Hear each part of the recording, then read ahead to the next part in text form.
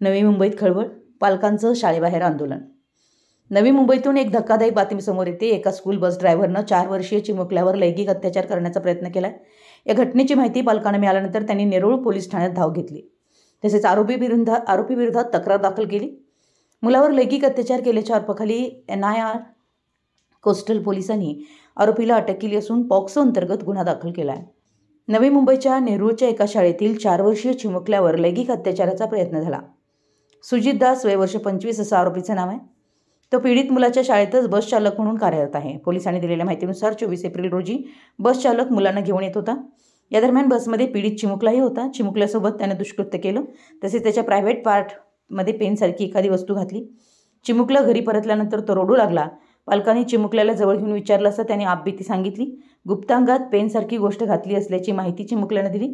चिमुकल्यानं सांगितलेल्या आपबीतीनंतर संतप्त पालकांनी थेट नेरूळ पोलीस स्टेशन गाठलं। तसेच आरोपी विरोधात तक्रार दाखल केली। चिमुकल्यावर लैंगिक अत्याचाराचा प्रयत्न केल्याच्या आरोपाखाली NRI कोस्टल पोलिसांनी 25 वर्षीय आरोपीला अटक केली आहे। तसेच आरोपीवर पॉक्सो अंतर्गत गुन्हा दाखल केला। आरोपीला 30 एप्रिलपर्यंत पोलीस कोठडी सुनावण्यात आली असून पुढील तपास CCTV फुटेजच्या आधारे पोलीस करत आहेत। मुंबई प्रतिनिधी, मराठी S न्यूज।